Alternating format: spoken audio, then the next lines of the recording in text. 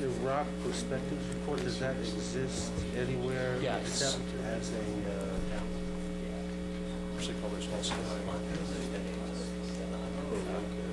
And that's Operation Iraqi Freedom. Other World Battles, which is just out, also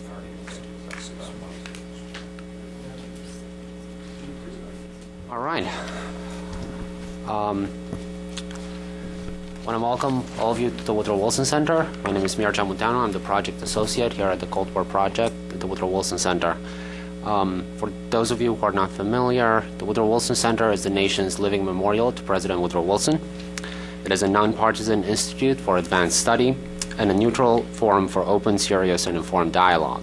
It brings preeminent thinkers to Washington for extended periods of time to interact with policymakers through a large number of programs and projects. The center seeks to separate the important from the inconsequential and to take a historical and broad perspective on issues. At the Woodrow Wilson Center, the Cold War International History Project, which is part of the Center's History and Public Policy program, supports the full and prompt release of historical materials by governments on all sides of the Cold War and seeks to accelerate the process of integrating new sources, materials, and perspective from the former communist bloc with a historiography of the Cold War. It also seeks to transcend barriers of language, geography, and regional specialty to create new links among scholars interested in Cold War history. Among the activities undertaken by the project to promote the same are the periodic bulletin, other publications, bulletins with copies of which are available outside, a number of other publications including working papers, e-dossiers, and e-dossier is the publication of documents on the project's virtual archive, as well as a book series and a number of conferences and seminars, much like the one today. Today's seminar features Dr. Pavel Zacek, the director of the Institute for the Study of Totalitarian Regimes in Prague. Dr. Zacek will discuss the recent release of the Czechoslovak Intelligence Services Archives. He earned his PhD from Charles University in Prague. Prior to being named the director of the Institute for the Study of Totalitarian Regimes, he worked as acting director of the Czech Security Service Archives. He is the author of nearly a dozen books on Czechoslovak security services, including most recently At the Head of the State Security Service, The Fall of the Regime in the Records of the Secret Police Officer, published in 2006. Also from the Institute is Dr. Peter Rendek, who is a researcher at the Institute, working on the digitization of the state security files, the analyzing and researching its databases. Most recently, he was working on Operation Atlant, the mutual cooperation between the Czech intelligence service and the KGB between 1982 and 1986. I'm also very happy to welcome back at the center Dr. Benjamin Fischer, who will be commenting on today's presentation. Dr. Fischer is the former chief historian of the CIA. He is a career CIA officer, working 8 years in analysis and 15 years in operations, so he's got a wide perspective on the issue of intelligence. In 1995, Dr. Fischer worked at the CIA's Center for the Study of Intelligence, where he published several monographs, including A Cold War Conundrum, 1983 Soviet War Scare, Akhrana, the Paris operations in the Russian Imperial Police, and at the Cold War's end, U.S. intelligence in the Soviet Union in Eastern Europe, 1989 to 1991, which was selected for inclusion in the time capsule to be held at the National Archives until 2100. In 2002, Dr. Fischer was awarded a visiting research fellowship at the Norwegian Nobel Institute in Oslo, Norway. I guess the format of today's meeting will be that Dr. Zacek will speak for about 20 minutes or so, Dr. Rendek for about 10 to 15, and Dr. Fischer will comment for about 15 minutes or so. Then we'll open it up to Q&A from the audience. Please wait for the microphone to be passed to you, and if you could please identify yourself, that would be very helpful. Thank you. The floor is yours. Thank you, ladies and gentlemen. Let me thank you for the invitation. I'm glad to be here and to present some results of our work. We also take our quarterly memory and history, which is other part of our job, and I would like to present the process, present opening of files and opening of the archives in the Czech Republic, which is very important part of the story dealing with the past in Czech Republic. We prepare our presentation. We divided our presentation into parts. First will be my basic information about the processes in Czech Republic, and then Petr Rendek, my colleague, will present also one particular case which is very important for the activity Czechoslovak state security services and cooperation with KGB in the field of penetration NATO organs. In the middle of February 1990, about 3 months after the extermination of part of the operative agenda, including agent and other files of the former state security service, new security services took over the archives of the political police. The Federal Ministry of the Interior, Czechoslovak Federal Ministry of Interior, kept the Central Operative Archive, the so-called Statistic Evidence Department of the Internal and Organizational Administration, in which the operative and investigative files of the Counterintelligence Subdivision headquarters, including the Department of the Regional Security Service in Prague, were concentrated. The Office for the Protection of the Constitution, a new democratic counter-espionage office, took over the regional operative archives, including the archives of the Slovak subdivision of the State Security Service. Part of active files from the problematic of the external enemy means files on embassies of Western states, embassies of the Third World, files on diplomats or against diplomats, soldiers, intelligence officers, journalists, jurists and their contacts, and the surveillance of economic properties. It means files on key commercial properties, the guarding of the state secret, etc., by members of the former political police move on to new services. That was the main reason why these files will close since early 1990 and not declassified and open for public and for historians. The operative archive of the Communist Foreign Intelligence, the first main directorate, was first taken over by Intelligence Service of the Federal Ministry of the Interior in February 1990, and then this new Intelligence Service of Czechoslovakia, or Czechoslovak Intelligence Service, will renamed to recent Office for Foreign Relations and Information. The newly instituted departments of the Federal Ministry of the Interior took over the documentation of the technical directorate, with files, the installment of wiretapping devices and their recording, files of infiltration into property, partially also the files of running agents nets in the building of posts and telecommunications. Then the surveillance directorate, there was the files files about physical and static surveillance of individuals, running of agents nets in hotels, etc., gradually turning them over to the archive.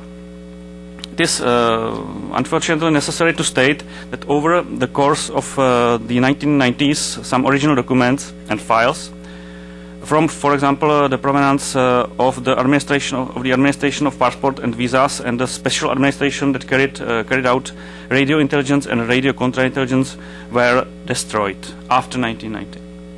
It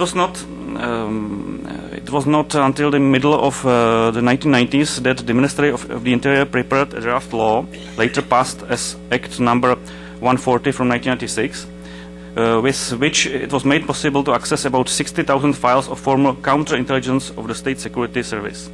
Of course, only to Czech citizens and partially blacked out.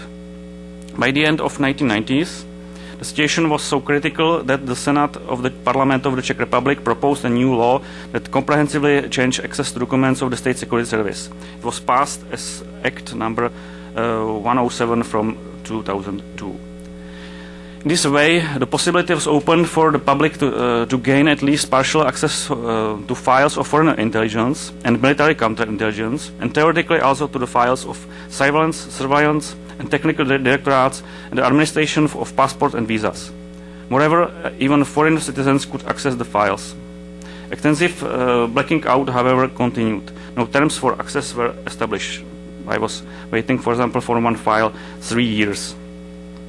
In the year 2007, a law modification similar to that of other post-communist states was finally passed, and two new institutions was created: the Institute for Study of Totalitarian Regimes and the Security Service Archive, in addition to examining Nazism and communism, took over the agenda which had previously belonged to relevant organs of the Ministries of Interior, Defense and Justice. Moreover, as of February 1st this year, 2008, the Security Service Archive took over the records previously administered by the Ministries of Interior and Justice, as well as by the intelligence services, namely the Office for Foreign Relations and Information, Military Intelligence, and the Security Information Service. For the first time since 1989, a significant part of the archival records and documents of the Communist Security Services are in the specialized care of archivists in a regime or archival law. Only about 5% of the total number of documents has remained classified in the hands of the intelligence services of the Czech Republic. According to Act 181 from 2007, the Security Service Archive assumed 17 linear kilometers of archival records and collections from the Ministry of the Interior. These concern archival records which originated with the activity of security services of the Ministry of the Interior from April 1945 until February 1990.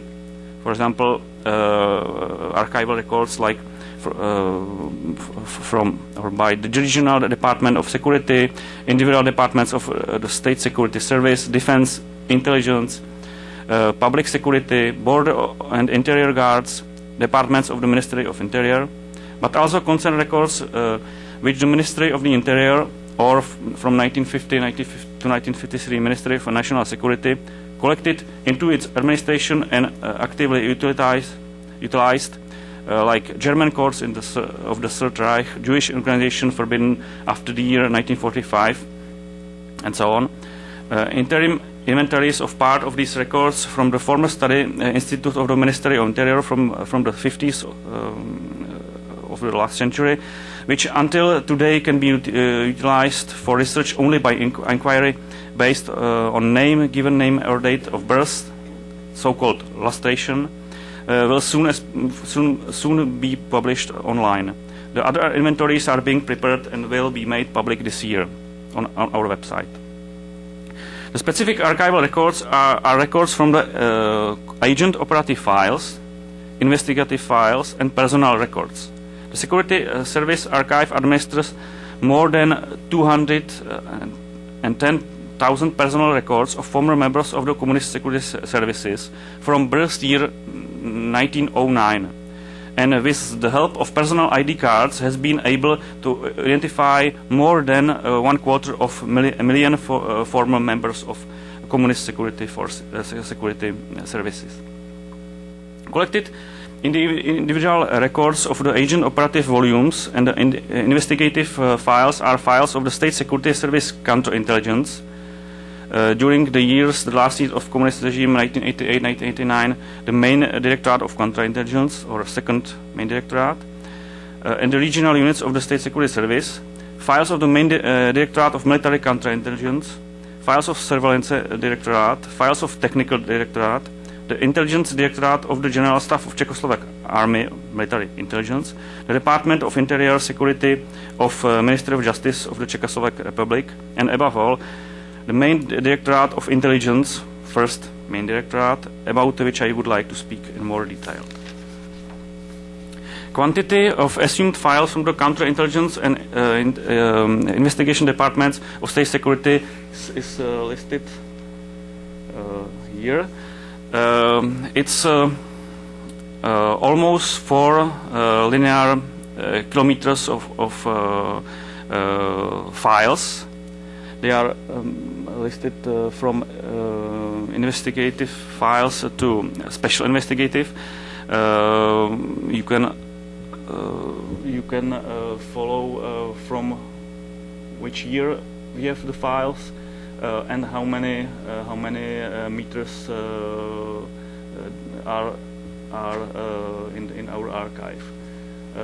This special agent records, special operative records, and special investigative records, it was so-called Fond Z, which were mentioned in political discussion after 1990. It was a very special part of the archive with special operation of secret police, with files about special operation or files of agent, for example, which were used in a cooperation with KGB against Western embassies and so on. In the second presentation is the number of files which were not destroyed and which are in our archives by archival units, number of files and number of microfiches. The number of the files is I think is pretty high. And the third presentation, this is presentation of the files and microfiches which were transferred from the archive of intelligence services to our archive this February, and these files will be former operative files of first main directorate, Czechoslovak communist and foreign espionage. The whole number of this agenda is 4,145 boxes of operative files. All numbers of these files from number 1 to number 9. And the other materials, other documents are collected in 879 boxes. So it means it's more than 600 linear meters of archive materials. Maybe we can back to that last presentation. I can explain ten přehled těch svazků, I can explain what does it mean, file number 1. It's a operative file series number 1, which was designated for the storage of operative administration of properties of intelligent interest. It means so-called subject file. There is the number 1,100, more than 1,100 files, but it's not the all number, because many information, many operative documents were transferred to so-called sub-files, and these sub-files to these subject files we have in our archive like thousands and 10,000s and thousands to each person, to each subject which was listed in the materials of first main directorate. The so-called operative file series number 2 are also subject files, but old files of various character from the end of the 1940s and the 1950s. Very important is personnel file series number 3. There is implemented. This was files for members of foreign intelligence who were prepared to set out abroad for residentura. There is some document from that file which is from one of these operational files. There is many materials about political activities of this member of foreign espionage, but also about their operational tasks abroad. And of course, some parts of the files were destroyed at the end of December 1989, and we can use these files, these very special files of a member of Residentura to reconstruct the whole agent network and all activities abroad. Personal file series number 4 was made up to secret collaborators. Based on type of collaboration, these files were subdivided into personal file of an agent, so it means informer, not like in the United States. Confidential contact, DS, ideologically based collaborator, IS, confident, důvěrník in Czech, and cover address. We can show you some few documents from this personal file series 4, which was made for cooperation with Karel Kecher, who was agent which penetrate Radio of Europe, and then some technical unit of CIA. And there is a lot of documents about cooperation with Karel Kecher and his wife Hanna Kecher, codename Rino and Adrit. There is also some few pictures from subfiles of this operative file from the secret meeting at a place nearby Prague. From May 1985, I don't know if you recognize the person on the right side. It's General Oleg Kalugin, who was also invited from first main department of KGB to that meeting. What I remember, one of these pictures was presented also in his memoirs, first directorate. File series number 7 consists of rented of confidential apartments used by foreign intelligence. There is no picture from this file.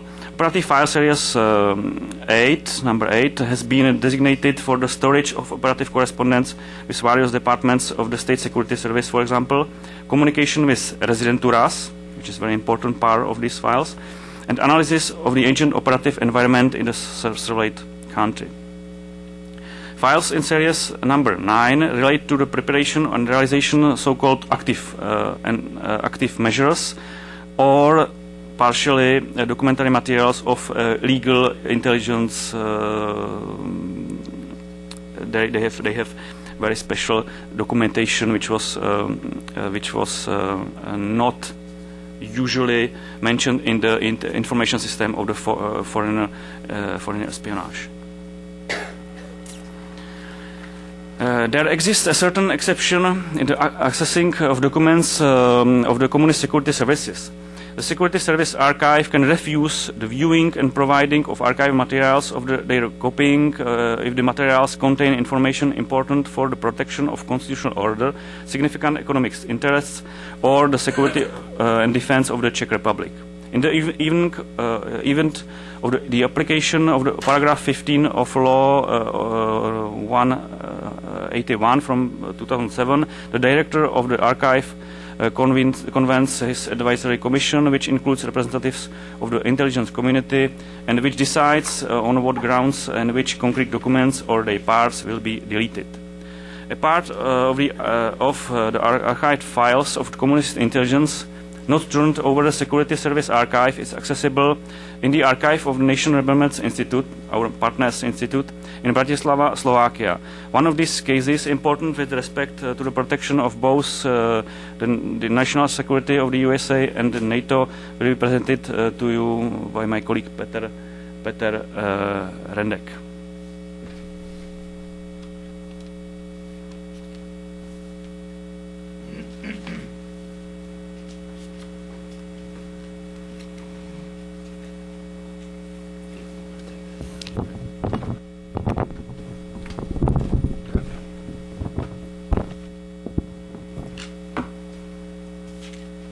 Thank you.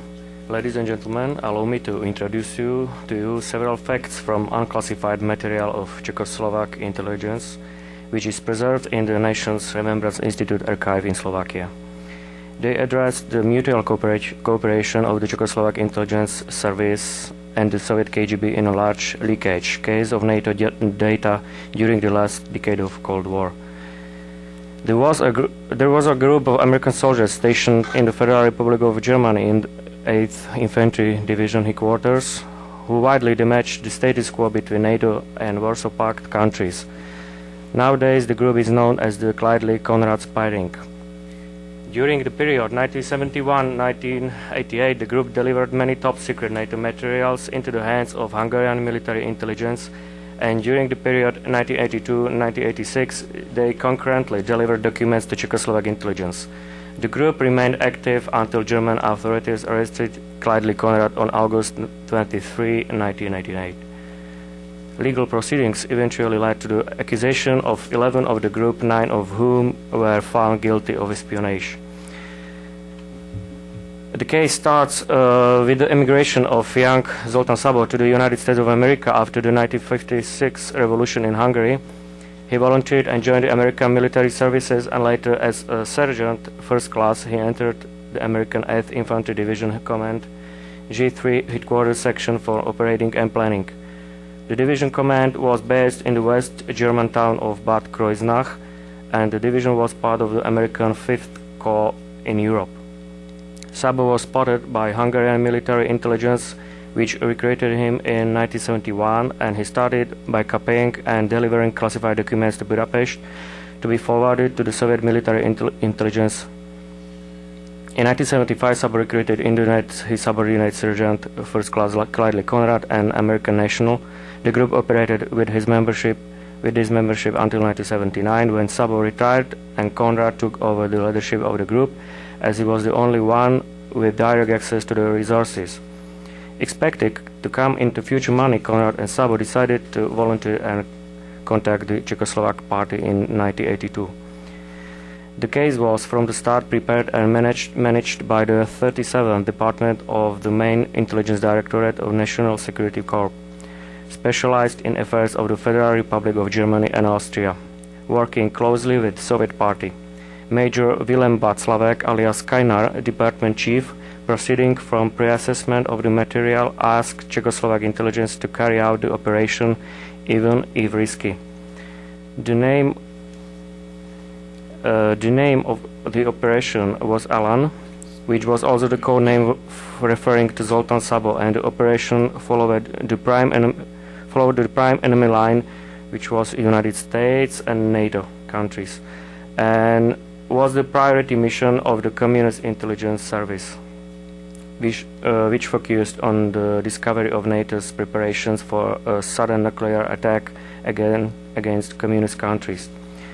For example, the Directive to Intelligence Activities of the First Directorate of the National Security Corps, 1983, defined a prime enemy as an imperialist country or alignment of such countries whose forces and means, including scientific and technological potential, constitute a critical basis for the organization and coordination of aggressive political, military and economic actions, espionage activity and diversionary actions against the world social community, international communist and working people's movements. The directive designates USA and NATO as the prime enemies in Europe, represented by their leading member, the Federal Republic of Germany. As in the case of Szabó, when Clydely-Conrad joined the meetings, the intelligence service did not identify for a long time. First, he was referred to in the intelligence documents as number 2, later as Richard, and in the operative files he was referred to as Mason, an assumed name. Throughout the case, all essential information was supplied to the Soviet side. The highest ranking officers, as mentioned in the documents, were Colonel General Vladimir Alexandrovich Kryuchkov, the chief of KGB intelligence, his deputy, General Nikolai Leonov, and Yuri Ivanovich Abrashkin, the deputy chief of the department in charge of the Germany line. As the contents of the obtained material concerned almost exclusively military issues, the KGB evaluated material jointly with Soviet military intelligence. In Czechoslovakia, material received evaluation from the Information Service of the General Staff of the Ministry of National Defense. Sabo first approached the Czechoslovak party on March 15, 1982, when he appeared at the Czechoslovak embassy in Bonn. The meeting was for the Czechoslovak party run by intelligence officer resident Lieutenant Colonel Josef Kodrle alias Křenek. Sabo, speaking on his own behalf and on behalf of his friend, made an offer to deliver some top-secret NATO documents containing military and strategic information. To explain the reasons for his action, he mentioned financial and, in part, ideological motives. To prove that his intentions were serious, he brought along 45 microfilms of secret material. Should the Czechoslovak party agree to cooperate, he proposed to meet early in May at the railway station in Frankfurt upon Main. The appointment was reported as an act of possible provocation, and the intelligence officer asked the center in Prague headquarters for further instructions and consent to contact the Soviet residency accordingly. The material was conveyed to Prague and then forwarded to be analyzed by Soviet First Directorate General of the State Security Committee, as well as to the Intelligence Director of General Staff of Ministry of National Defense. The evaluation of the first material by the KGB was delivered a month later, on April 11. The report says, "It follows from the analysis that the source submitted a series of valuable materials, the disclosure of which should be in the interest of the enemy. The management of this service wishes to render to our Czechoslovak friends their sincere thanks for the delivery of this valuable acquisition, which shall contribute to the strengthening of security in both our countries." Following a request of the Czechoslovak party for the participation of the friends from the Soviet Union in the operation of the Action Alan, the resident Křenek had, within a month after making the first contact, 3 consultative meetings with the Soviet resident at the Soviet embassy in Bonn. The Soviet resident confirmed that the Czechoslovak party has gold in their hands, since the obtained material is highly evaluated by Moscow. Residents considered carefully several options for the development of the operation. The meeting, as suggested by Sabo and Konrad, was planned to take place in Frankfurt, for example, in territory of Western Germany. The meeting place was assessed as a high-risk site. Having reached an agreement with the Central, the Soviet Union residency recommended that the Czechoslovak party involve in the case some members of the staff holding diplomatic passports and corresponding cover stories, arrange a short contact with Alan and make him meet at a remote, less busy venue. Sites for further meetings to be suggested included neutral Austria. The Czechoslovak party proceeded with the plan suggested by the Soviet party. The operation was well planned and the meeting took place near Frankfurt. On the day of the meetings, the Soviet and Czechoslovak parties also carried out 2 other covered actions at the other locations in the territory of the West Germany in order to draw away the attention of the enemy intelligence surveillance. When the meeting in May 1982 was a success, Major General Sochor, Chief of Intelligence, reported to Jaromír Obzina, Minister of the Interior of the Czechoslovakia, about some well-wishers having offered their cooperation. Subsequently, the minister recommended launching discussion on the subject with the Soviet friends, as we can neither pay such high amounts nor use the obtained material in full because of its global character. General Sochor also submitted a proposal for financial rewards for Alan up to the amount $40,000, reasoning that the financial reward is for material of a military and strategic nature and of importance to the command of Warsaw Pact. The minister approved the remuneration. The meetings with Sabo were run by Captain Julius Zacka, alias Panirek, member of the staff at the 37th Department. The next encounters took place in the Austrian territory, mainly in Vienna and nearby locations. The encounters with Konrad were run by Lieutenant Colonel Jiří Černý, alias Nedbal, An intelligence officer who had been, for the use of the case, moved from the vocational school of the 1st Directorate of National Security Corps. Czerny had been working for the intelligence since 1950s for his active participation in cooperative operation conducted between the security forces of Czechoslovakia and the Soviet Union. He was in 1978 awarded by the KGB the title Honorary Member of the KGB. The specialists at the Soviet Intelligence and General Staff of the Armed Forces of the Soviet Union evaluated the material obtained in the May meeting as follows. This is relevant material of a secret nature. The material of great importance mainly contains American plans dated in 1982 to use nuclear weapons in Central Europe, including some detailed information on the use of chemical and biological weapons in the areas of France, Italy, and the Federal Republic of Germany. Designated as valuable, the information refers to an analysis on the contingency of the United States and the Soviet Union conducting chemical warfare. The Soviet friends recommended clarifying again the option open to number 2, who was Konrad, when it comes to individual pieces of material in order to specify interest in central material. Special interest is taken in all documents containing SIOP, the plans of the NATO headquarters.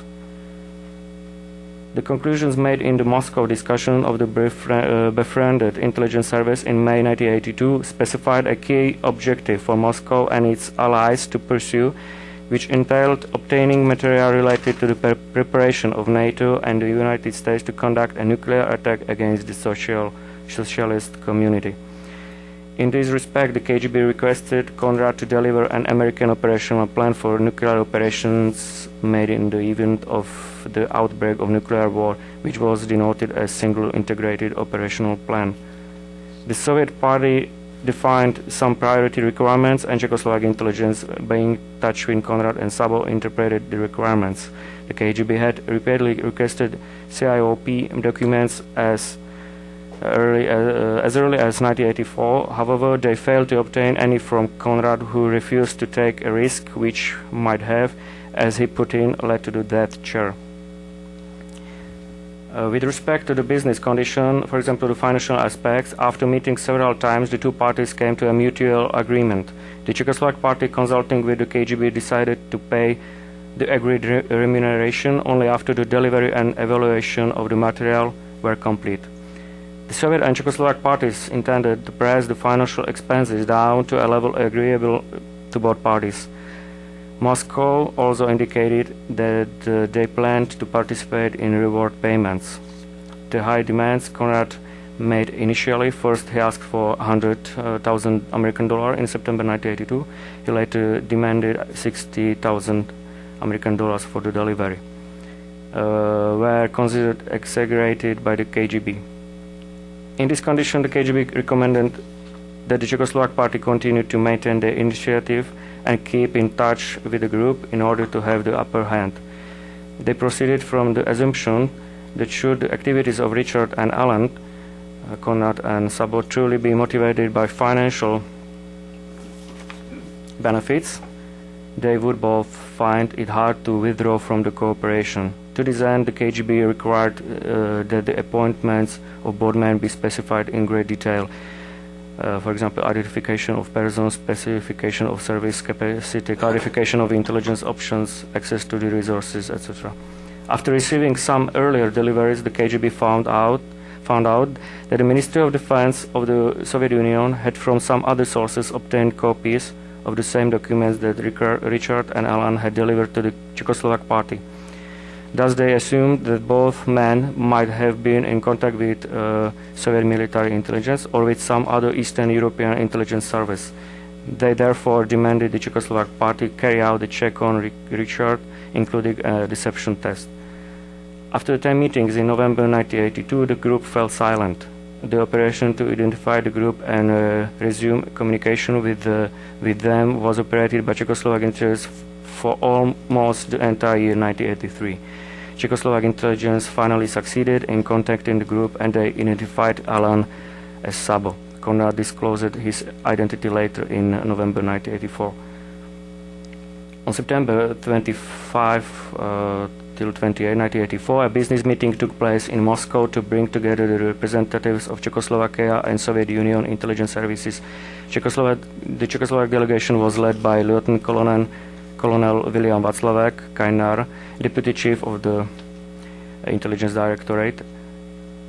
When reporting to Colonel General Kryuchkov, chief of KGB intelligence, he appreciated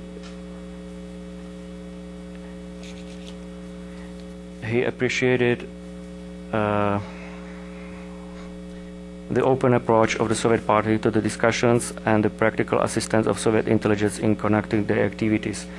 He pointed out that the importance of covert activities against the United States and NATO, especially in light of obtaining information of a military and strategic nature and material on the intent of the enemy to make war on socialist countries.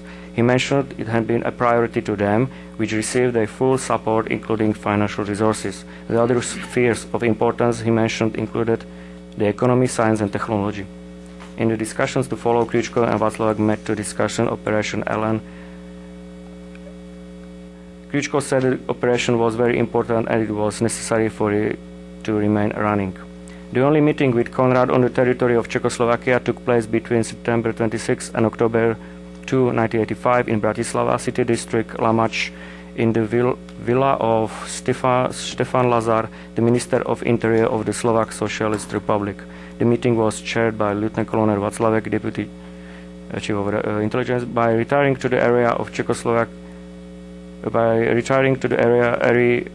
Czechoslovakia for a short time, they mainly pursued their own objectives, making full use of the co-opted worker in the actual cooperation, clarifying future prospects and assignments, discussing issues of security and founding a new agency.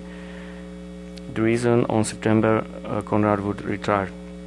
After the appointment in Czechoslovakia, there were 4 more encounters, the last of which took place on June 7, 1986, when Konrad was handed over his last reward, which was $16,000 American. After that, complete silence fell. At the time, American military counterintelligence had been watching him for a few weeks at his home address. Czechoslovak intelligence failed to contact Konrad even at his home address, and they finally decided to close the case. The last KGB document in Konrad's operative file is dated July 3, 1986. From the start to finish, the KGB received reliable information on the events and was involved in the evaluation of the material and of personal appointments. The importance of the operation to the command of the Warsaw Pact was also incontestable. The obtained information formed a solid basis on which to surmise the basic situation of United States and NATO military facilities in the Federal Republic of Germany, and at the same time give guidance for further monitoring of the key issues in case of changeover of NATO armed forces from peace to warfare. By the quantity of the material they supplied, Sabo and Konrad had a high rating with the communist services, who would consider them legends and the best agents of the East Bloc. Throughout their cooperation, Konrad Group had delivered a total of 366 highly valuable, 76 valuable and 20 interesting documents, received $209,000 American from Czechoslovakia and more than $1 million from Hungary. Thank you very much.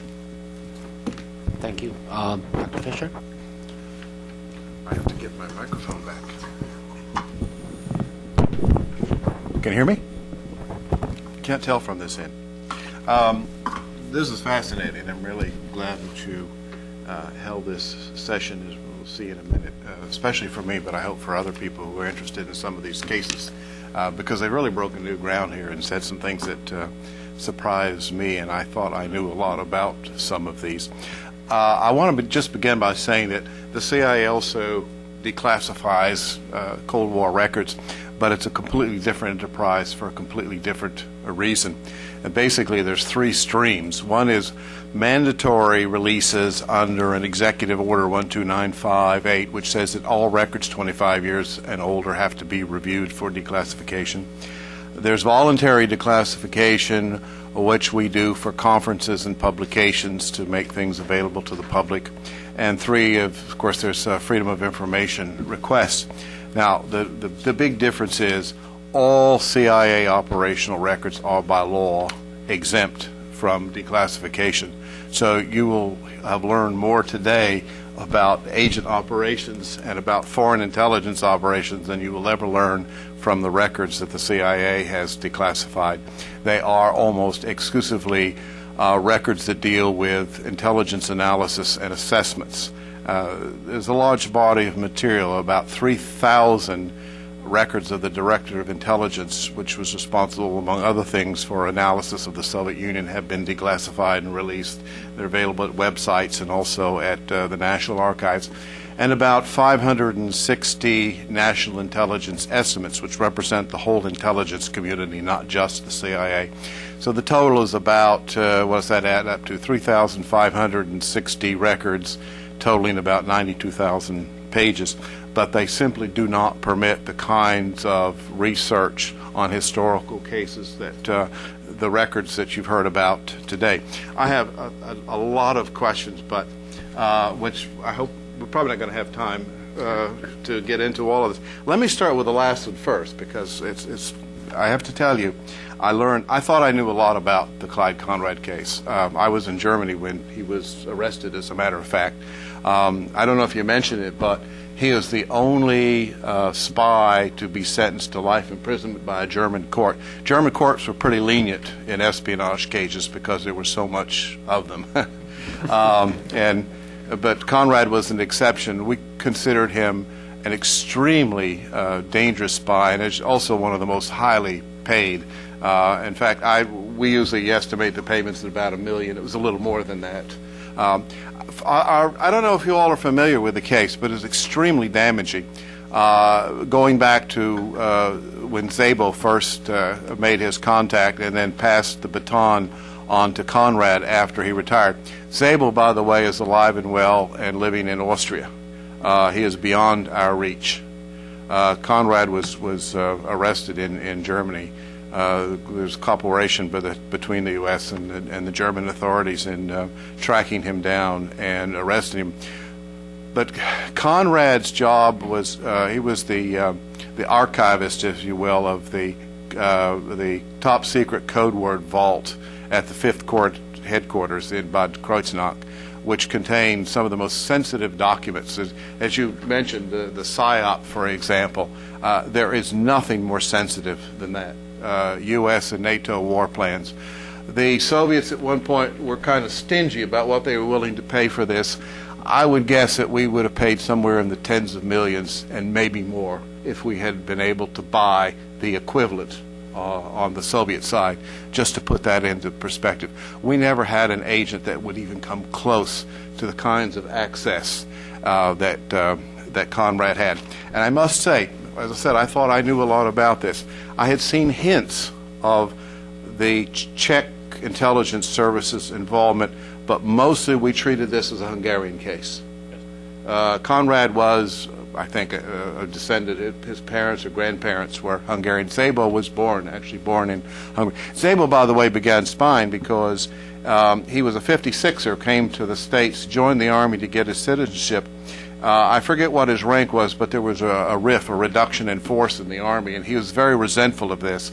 And he'd been assigned to the International Control Commission in Vietnam, and there he palled around he met Hungarian intelligence officers who were assigned there by their government, and when he became angry about his reduced status and pay, that's when he first approached Hungarian intelligence and offered to spy. So I must admit, you made a very valuable contribution here to a very, very important intelligence case.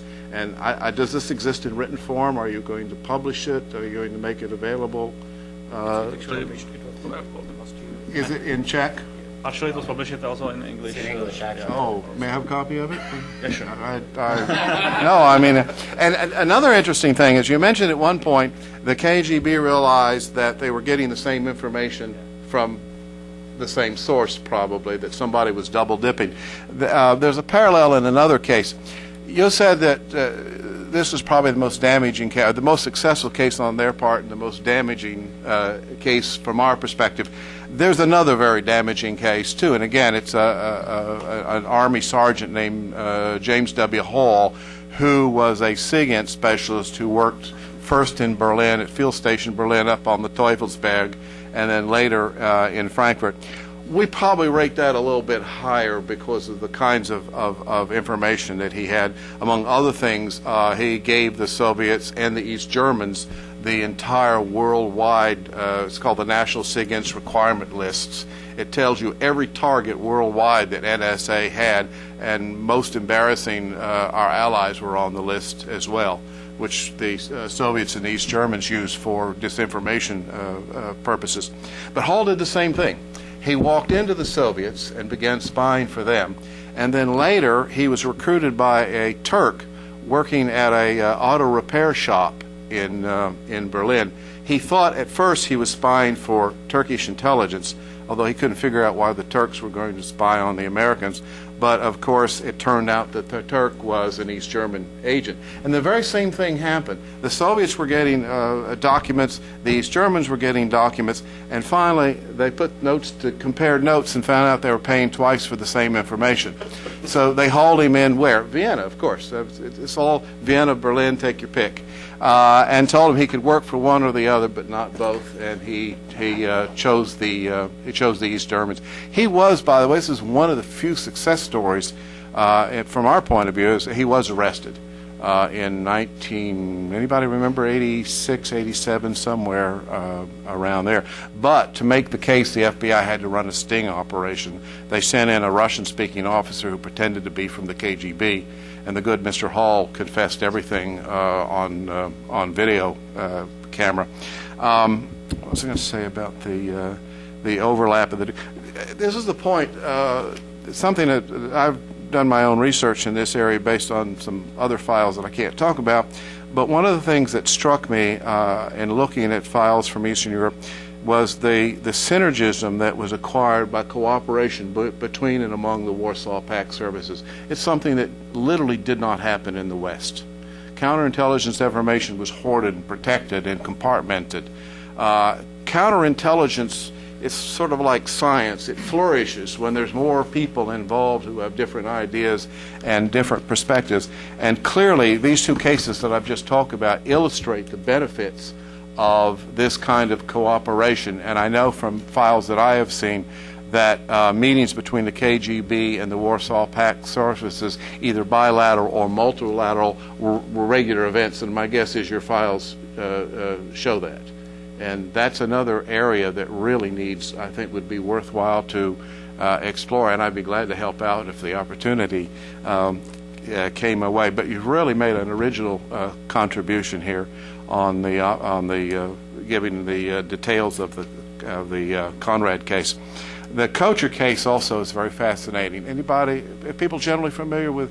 Okay, Karl Kocher was a KGB illegal who sought asylum in the United States, claiming to be a defecting Czech intelligence officer. He and his wife, the lovely Hanna, came to America in the late 60s, I believe. He was a very intelligent person. He earned at least one and maybe two PhDs. And I have my own little story about this.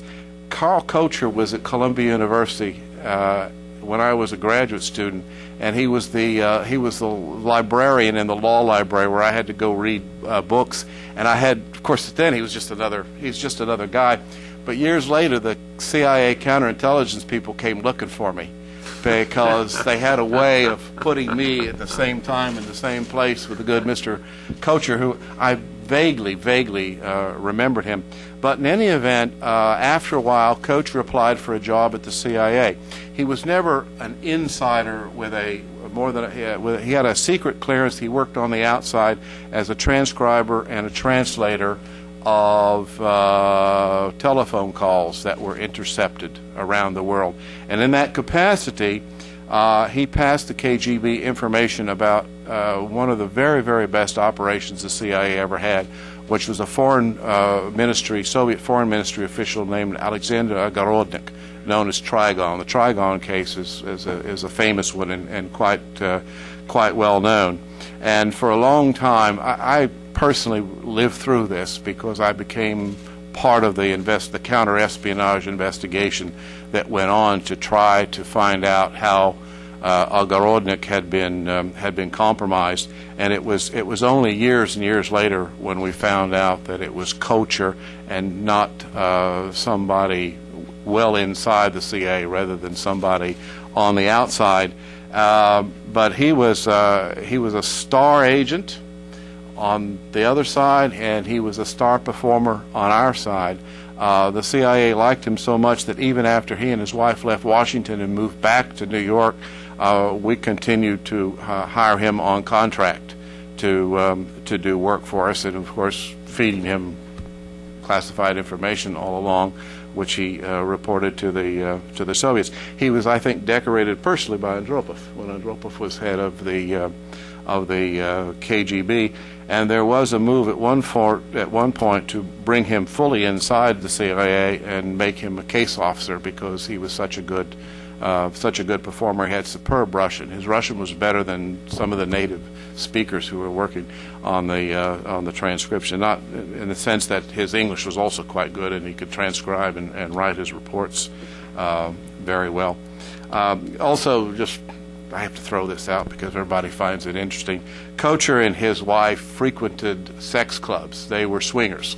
It's a very 70s kind of story. They did this in New York. They did this down here, and they belonged to one club in Fairfax County. The people who organized this club rented a house, and they met there for their orgies. And there were a lot of high government officials who also frequented this place. And that's led to a lot of speculation about whether the coaches were exploiting this for intelligence purposes or not. There is no evidence that they were trained by Czechs for it. Yeah. There's no evidence. Maybe the French. Let's see. Question, a lot of questions. Looking at the internal surveillance operations, how did the Czechs compare to the ones that I know best, which is the Stasi?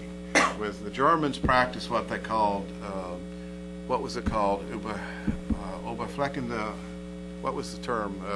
Total, absolute, comprehensive surveillance. Flächendeckende Überwachung. It was the same, and was it the Soviet influence here? It's basically based on the Soviet model with Soviet instruction, and this carries on even after the 50s and the 60s. Again, I don't know how many of you are familiar with the East German case, but the statistics are absolutely staggering. Probably 1 in every 5 or 1 in every 6 East German citizen was under surveillance or investigation at one point. 1/4 of the entire population had security files on them.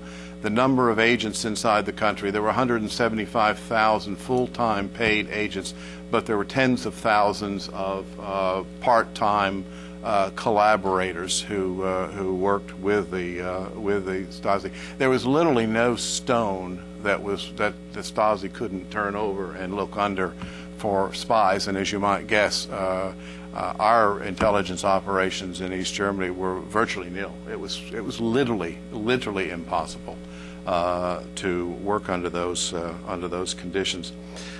You said you had 17 linear feet of files. This is everything? Kilometers. Actually, It's kilometers. That's not everything. It's including the microfiches. Plus microfiches, if we will count the same way, it can be almost 22, 23 kilometers, even more. I forget what the number is we use for the Stasi records, but it's in excess of 120. Yeah. It's much more. I read somewhere the Stasi archive was 3 or 4 times larger than the archives of Saxony for a 400 or 500 year period. Just to put it into perspective, the Stasi had, I got to remember this, I write this all the time, but I'm thinking it's different.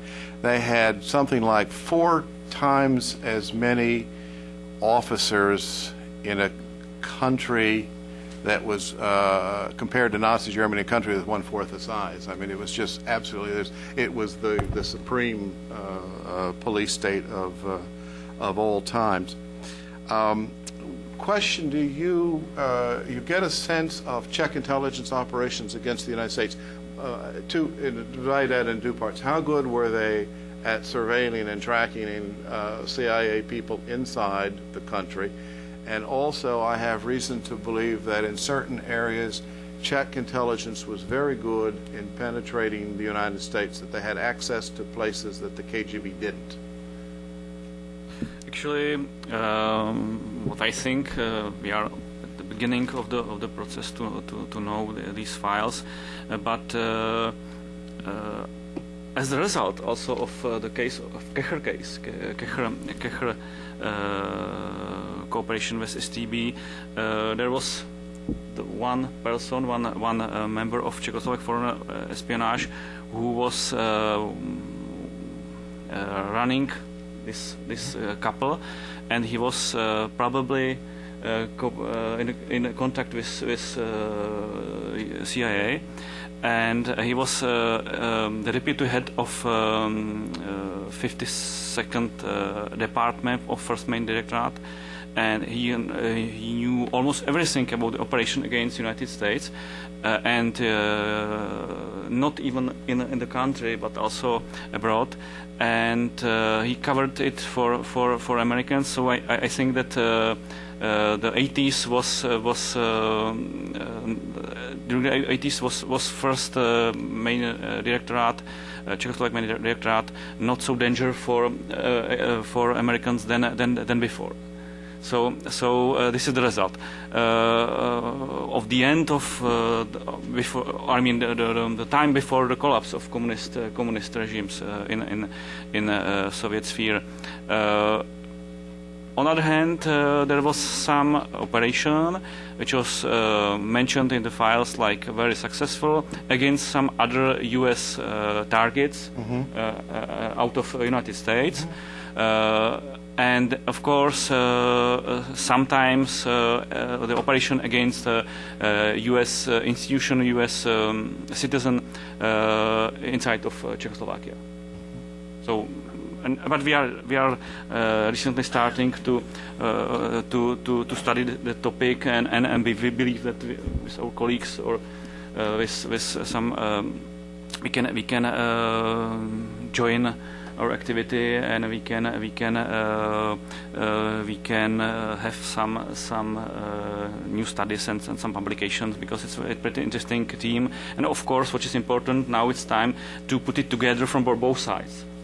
Exactly, that's where you have to go next. And for us, it was more, of course, than here. That's for sure. For us, it was more was activity of political police. So we are trying to know how the political police was active against people, against the foreigners, against the democratic institutions, And of course, these all files, what we mentioned here.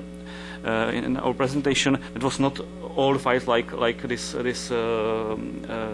NATO spies or atomic spies, but in some other cases we can find more the activity of political police. How was political police used against the people? That, of course, is the primary focus of the authority in Berlin that manages the Stasi archive. Is the focus on who were the victims and what were the activities of the secret police within the country, more so than the Foreign Intelligence Service on the outside. I was going to ask you one question. Let me go back further in history, because a subject that I'm interested in may not be of more general interest, but did the file shed any new light on the purges between 1948 and 1952 that began with the Reich trial in Hungary and culminated with the, I forget the name of the Czech foreign minister. Pardon? Slansky. The Slansky trial, which was the culmination of the whole purge process. Between 48 and 52, Stalin purged all of the so-called native communists those people who had come to power in the post-war era who had spent some of the war years abroad or outside the Soviet Union in any event. And it began with the purge of the so-called native communists, but it also was aimed at the United States, at Tito, and in its last phase it was very heavily anti-Semitic in its focus. But it's of interest to some historians, and there's a lot, I think, yet that we don't know about this. That's right, definitely. Our colleagues in our archive, they have in their hands a lot of evidence, new evidence about purges, late 40s and early 50s, even in connection with this Hungarian connection. There's also some new evidence from the archive of foreign espionage, communist foreign espionage, about about some agent or some people who were crossing the border from both sides, and of course there is also pretty well number of these files of investigation. It's more than 2 linear kilometers, and mainly they are from the 50s. So there's many new evidence about repression inside of country, against repression of Czechoslovaks, and of course foreigners like Mr. Otis and others. Partially because these materials from the 50s were destroyed in 1960 to 1968 during Prague Spring, and partially at the end of 1989. There is not many evidence like from the operational file, but still we have new information, and we are trying to put together the whole story. This is of interest to American historians because of the role of an American communist named Noel Field, who was living in Europe at the end of World War II. He was a communist. He'd worked for Soviet intelligence in the 30s and the 40s. He'd been in the State Department with Alger Hiss, then he left to work for the League of Nations, and eventually he worked for a humanitarian relief organization during the war, where he aided and abetted a lot of these nationalists, these national communists who went back to Eastern Europe after the war. So he became the central figure in these purges. He never appeared at any of the trials, but many of those who were purged, and by the way, the numbers run into the hundreds of thousands, if not millions, all through Eastern Europe, were called fieldists, and they were all linked in spurious ways to Noel Field. Field and his wife were lured to Prague. They were kidnapped on the street, not at the same time, they went separately, driven to the Hungarian border, and there they spent, 52 to 55, 6 years in solitary confinement, a few feet away from each other, one not knowing the other was co-located, so to speak, in this dungeon in Budapest.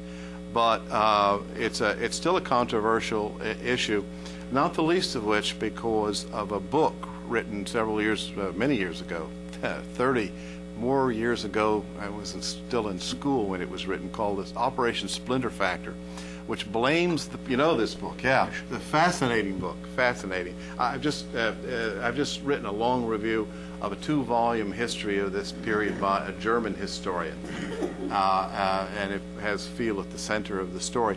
But the argument, it's a complex argument, but the long and the short of it is that the CIA used Noel Field to aggravate and irritate Stalin's paranoia, which means that all of these blood purges fall on the responsibility of the CIA and not Stalin. That, in effect, is the message of the book. I'm simplifying. The problem with this, of course, is that Dulles didn't even work for the CIA when all of this began. But Dulles had a connection to Noel Field. Dulles had worked with Field's father in relief. He knew him during World War II. Dulles was an intelligence officer. Field's father was in relief work, and they reconnected during the war. It was an alliance, a marriage of convenience. Field had something that Dulles wanted, which was intelligence on Nazi Germany, and Dulles had something that Field needed, which was money and weapons that he got from OSS. And that's kind of the kernel of the story. I don't know what your opinion is. My opinion is this is one of the most sophisticated disinformation efforts I have ever seen. It's utterly fascinating. And I have to say that I have a personal note. I'm embarrassed to say it in a way, but John, I picked this book up. There was a bookstore across the street from the law school. Columbia had these remainders, and I got a copy of this for $1. And I went home and I read the book, and that's when I decided I wanted to work for the CIA, because I thought, man, if they could pull off something like this, I mean, they're really good. Let me just open it up for questions from the audience, but not before saying a couple of things. First of all, to thank everybody on the panel for participating. It's days like this when I really love working here, I gotta say. Second, to point out that we're just basically at the beginning of starting to get into this intelligence history. The files are opening up in Eastern Europe, both they've been open in Germany for a while, but they're just opening up now in the Czech Republic and the Slovak Republic. They're opening up in Bulgaria and Romania and Hungary. So it's a fascinating time to start really looking more closely at both how those services operated at home as secret police, but also how they cooperated, how they operated abroad, and so on. In that venue, I would point out that we're preparing the release of a new working paper by Paul Madrell on the effect of the Berlin Wall on intelligence operations in Berlin. That should probably be published sometime in November, I would say. But if you sign up to the Wilson Center's to the Cold War Project's listserv, you'll get a nice notification as soon as it's published. Floor is open now for questions. If you please raise your hand and then wait for the microphone and identify yourself by then. So right over here. Just the microphone is coming to you right now. Charles Kern, I understand that there is actually a CIA effort run out of Germany which sought to incriminate Slansky. At the time of the Slansky trial, there was some correspondence or something like that was planted that made it even more difficult for him to plead innocence.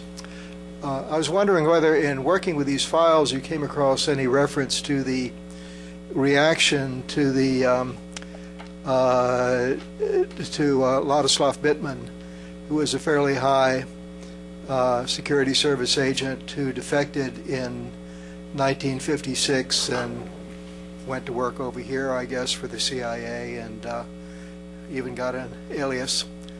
And whether there's any material about the circumstances of his defection, and whether there was ever any effort in his case or others to eliminate these people who had defected and had great fund of information that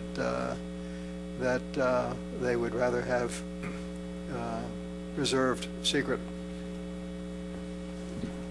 Actually, he defected, Ladislav Bittman defected 1968 after Soviet occupation of Fifth armies of Warsaw Pact, and there is the file, but I cannot tell you that it's all what was made by Czechoslovak foreign espionage in the cooperation with KGB, which ended of this plan, or last pages of this file are plans of Boston University, especially College of Communication, where he was working in, and there was his way from his home to his department of communication. So why somebody did it for Czechoslovak foreign espionage? Maybe they planned to kidnap him. I don't know. We have no evidence that this kind of policy of Czechoslovak foreign espionage was realized after 1968. there was some plans to kidnap, for example, Pavel Tigrit from Vienna, but it was only a plan. Probably it was the same with Ladislav Bittman. There is some information about some attacks against Josef Frolik, who was other well-known defector from 1969, but there is no evidence it was destroyed probably at the end of 1989.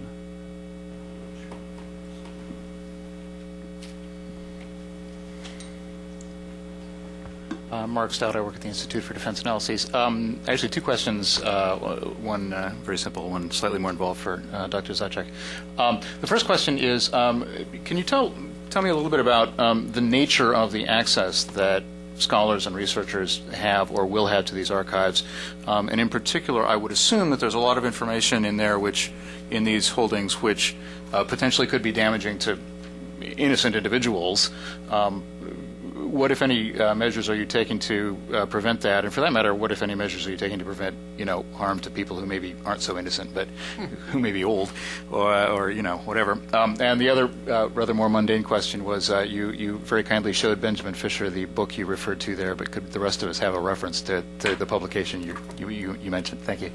It's actually the anthology of the International Conference NKVD KGB activities and its cooperation with other secret services in Central and Eastern Europe, 45 to 89. And it's the conference that took place in Bratislava on 14-16 November 2007, proceeding of the conference, published by the Nations Memory Institute in Bratislava in 2008.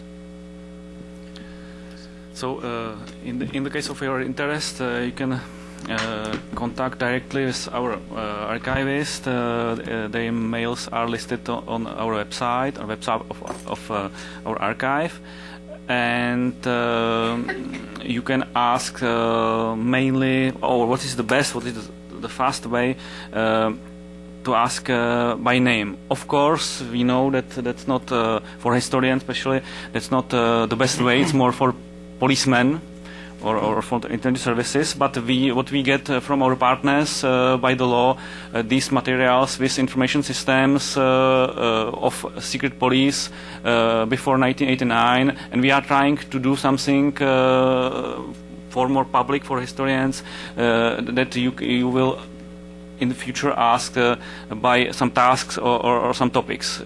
So you can ask also on the topic, for example, relation with Austria or something, or activities of foreign espionage somewhere, and we can try to use, for example, the information system of former foreign espionage. Actually, Petr Rendik is the person who is working with it, who is really serious, informed about the system, and you can also get some information or some relation to concrete files or to some other archive materials which is out of these files.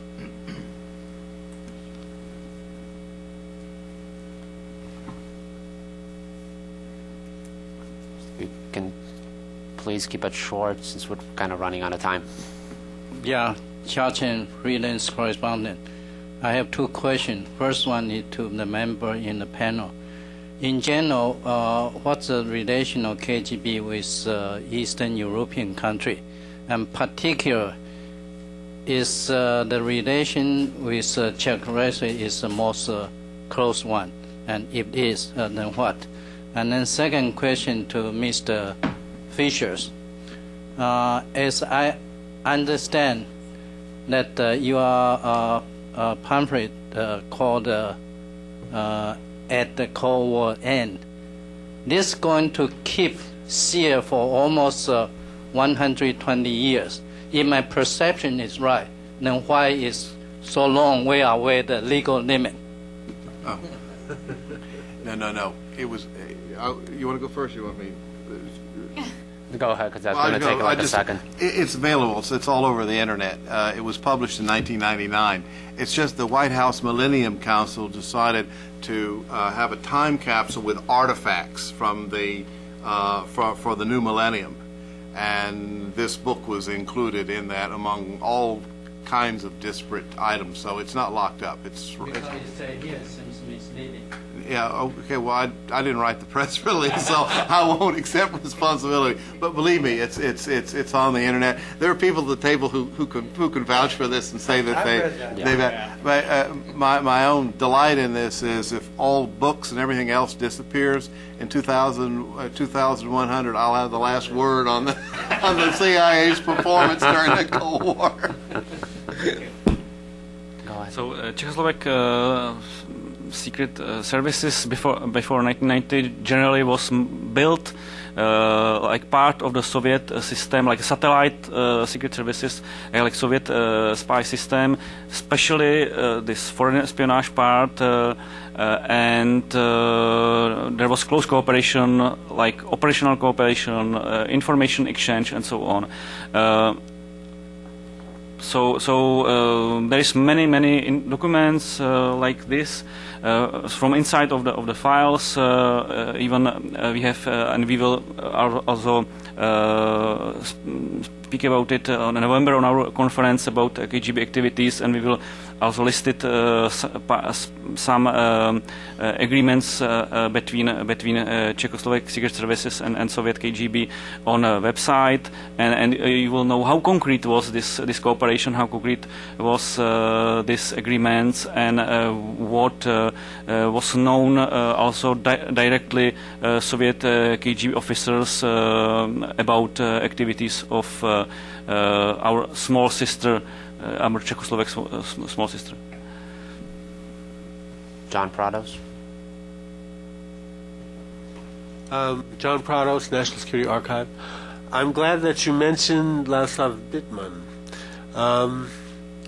Looking at your list of the archival linear feet there, I didn't see really any category that applied to disinformation operations. Can you talk about STB disinformation and what your holdings might be about that, and or what analytical studies might you be doing about that at your institute? Actually, we mentioned it. It was a very small part of these materials which came to our archive this February. It was this file number 9, file of active measures, 15 files. But we found some other files, maybe tens or hundreds, and they were covered in some other, because probably conspiracy or something. They were lost somewhere in other files, and these 15 files were or had some sub-files and hundreds of files. So I think we have very good job. I am looking forward to explain whole the system of active measures, because Ladislav Bittman could tell us only part of the story.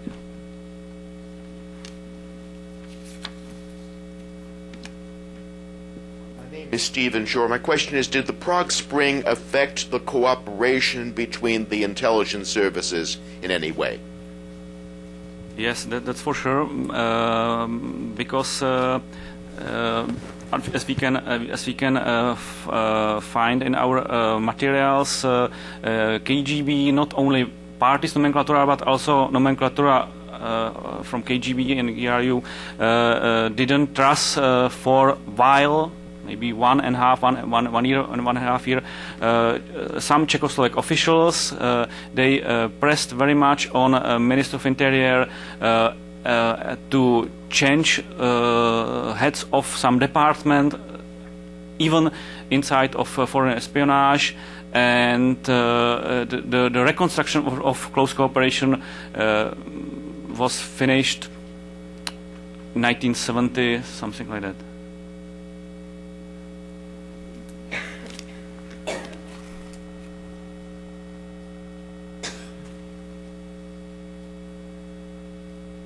My name's Margaret Supik.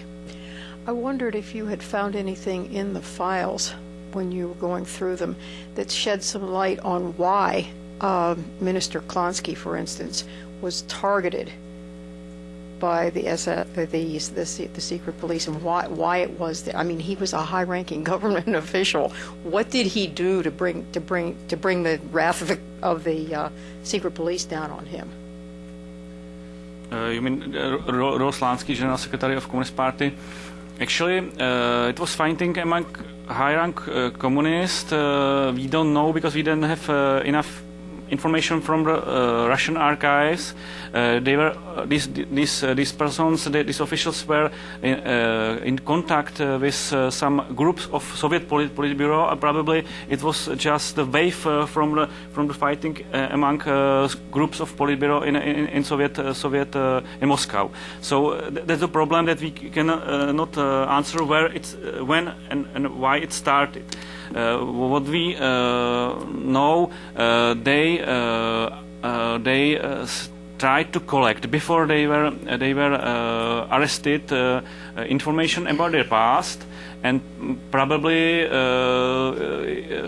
it was also how they choose to attack Rudolf Slansky and not other like Clement Gottwald.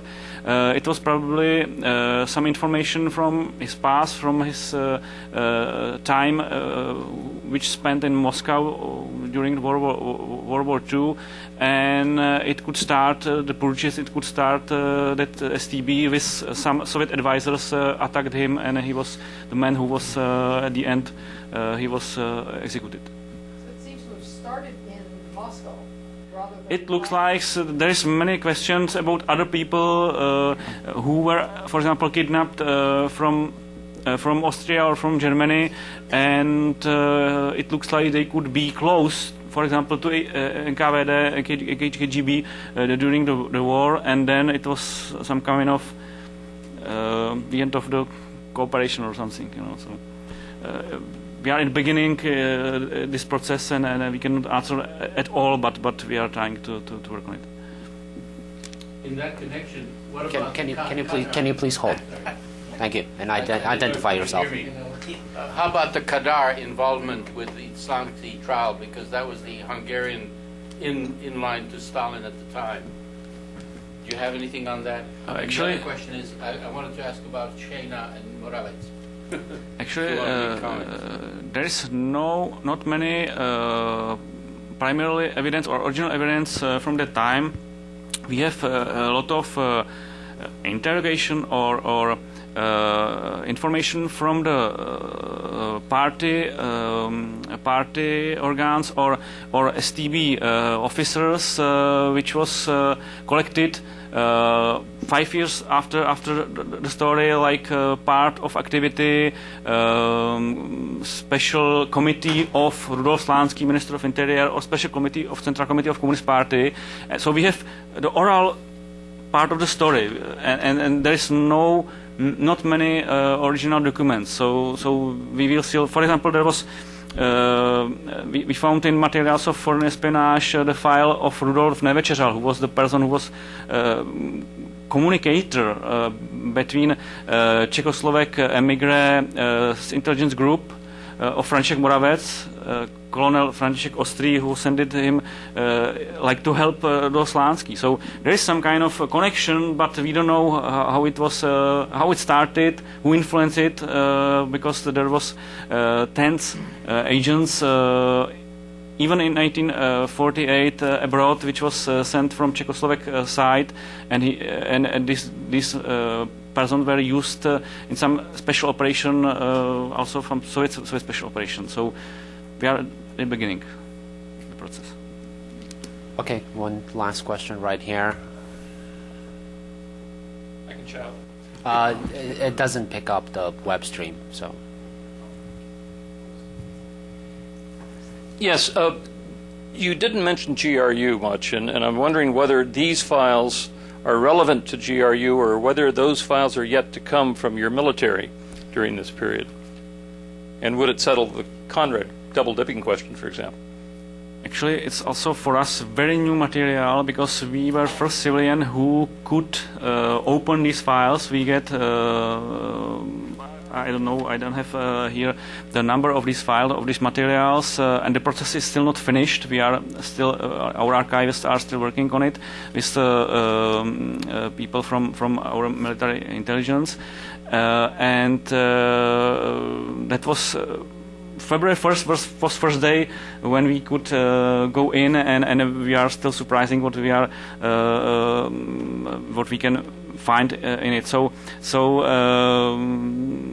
there is some information also in connection with GRU, and if you are interested in it, you can ask and you can get these materials. We will be glad to do that. Can you give a brief comparison of the degree of cooperation between the two services with the Czechs? Actually, KGB and GRU. I mean, do you have enough sufficient information to make that evaluation? Yes, maybe it's the part of the story which was not mentioned here. This why was paid for twice, because in Hungary it was military intelligence. And in Czechoslovakia it was first directorate, it means KGB. So of course they also in Prague communicate with Czechoslovak military intelligence. They ask them to about this information from military task. There was close cooperation against common enemy, but on the other hand, there was the same struggle like in Moscow. For example, there was also other famous defector from 1959, František Tischler, who was chief station of military intelligence in Washington D.C.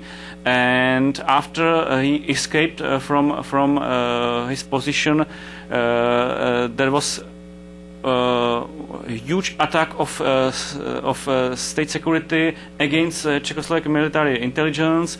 They penetrated partners institution inside of Czechoslovakia and installed also some heads of department, even the deputy head of whole military intelligence from the personnel of STB. So it was very special relations, but on common enemy against main enemy like United States or GDR or NATO, they work together very close.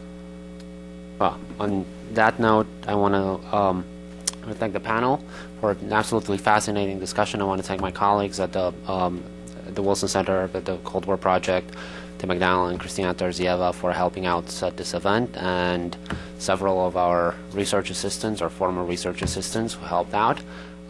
Thank you all for coming, and as I said, sign up to the Wilson Center's the Cold War Project's newsletter, and you will find out more information about our upcoming events on this topic and several others. Thank you.